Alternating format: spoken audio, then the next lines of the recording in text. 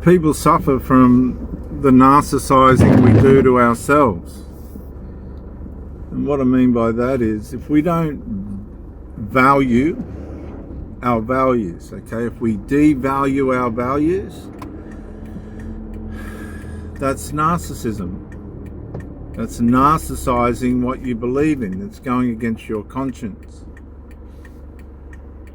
And it's not fair on the person that you're with.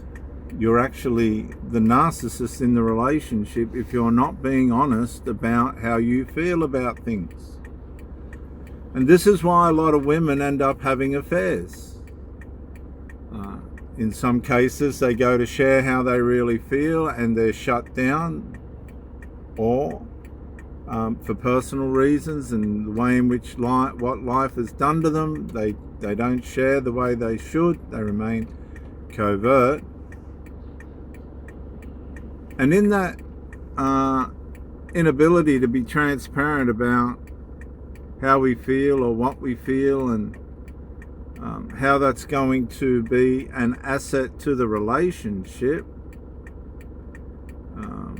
we can blame the other person for being a narcissist, and they may well be narcissizing us as well. But the point is, we need to address ours, because narcissism begets narcissism. If you hang around all that too long, in your defense, you'll become one as well. In your defense of yourself, in these situations, you'll become one as well, because everybody gets fed up with the unresolved. And unresolved in a relationship is the first warning sign of the end. It warns us that this is degenerating, that this relationship's degenerating. Unresolved is,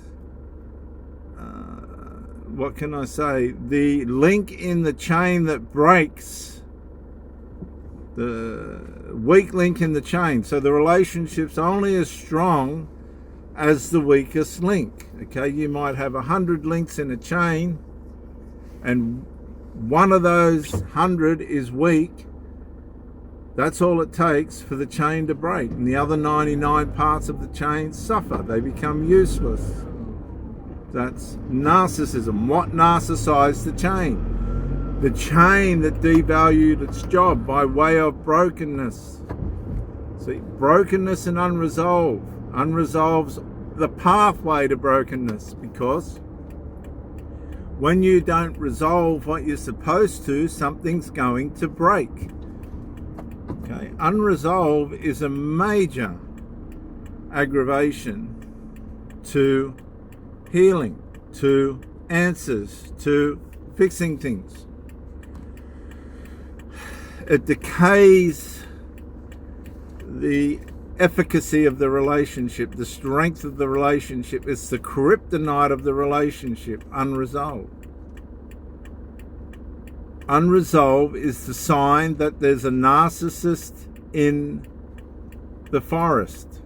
There's something dark in the forest. Now, what we do is we'll often hear this person was a narcissist and that person was a narcissist, this, that, and the all the other.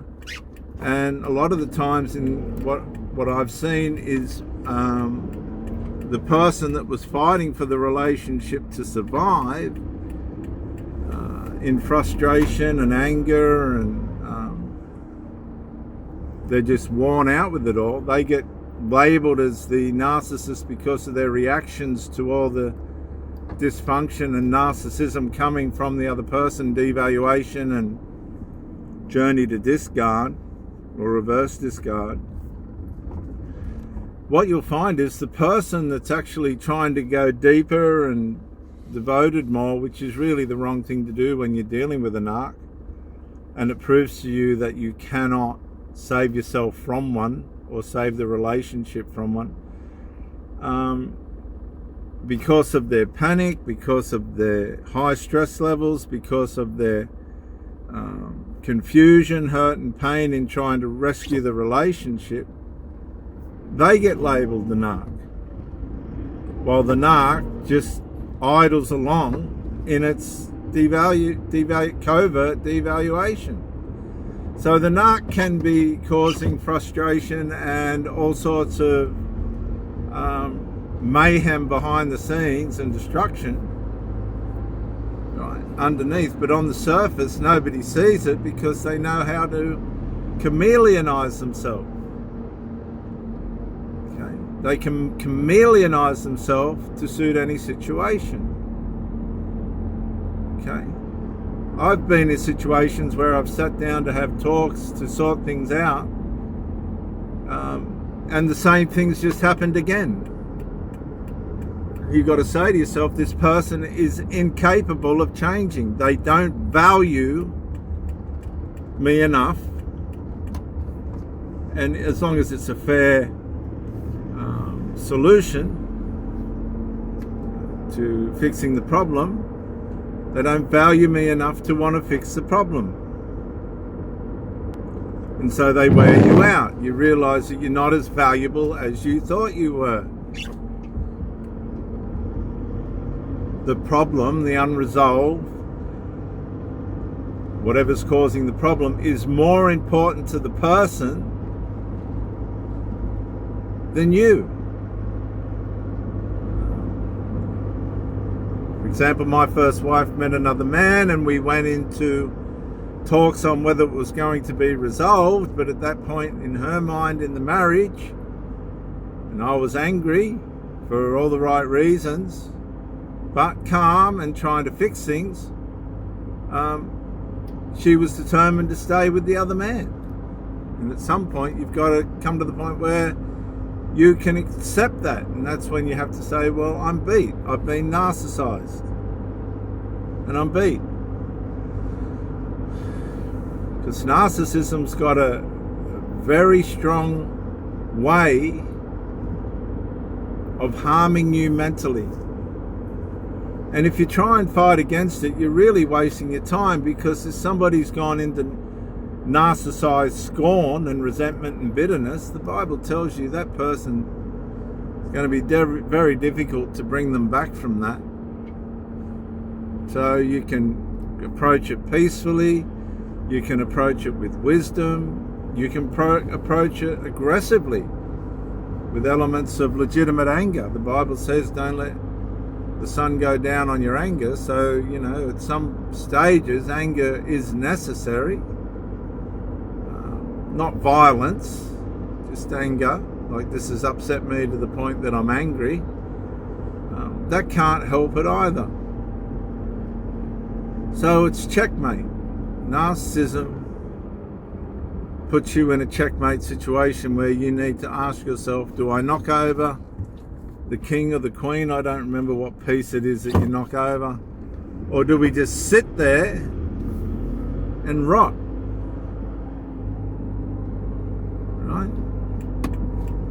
The superpower, the modern superpower, as much as we don't want it to be or put ourselves in the situation, is to be able to walk away. The problem with it is we over detach, and this is what causes a lot of the narcissism, particularly males inducing it into females. When we become over dependent, we exalt the relationship above ourselves and we lose our individuality. Well, that is not attractive to a female. She likes the element of risk, the element of mystery, and that's only accomplished by distance. And you can live with someone and be distant. I always say that distance is a blessing, as long as it's as it is in order. But when you over engage, you overvalue, you become codependent, you consume all the space and don't allow the relationship to breathe, it will narcissize, it will turn on you. So your devotion and loyalty and commitment, if you haven't got it right, can deceive you. And we all, without exception, have to be aware of this. We have to know healthy elements of distance and detachment so that when it comes to fixing the problem, whatever it might be that surfaces, we have the authority to be able to do it because we haven't choked our way out of the relationship.